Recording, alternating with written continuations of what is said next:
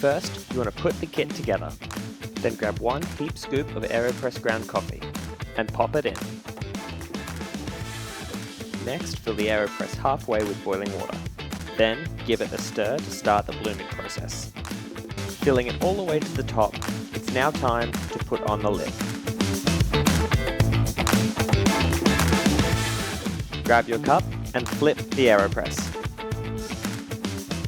Give it a good press and watch the magic.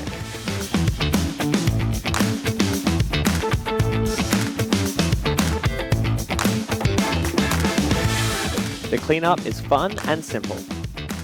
This is the Aeropress, and enjoy your brew.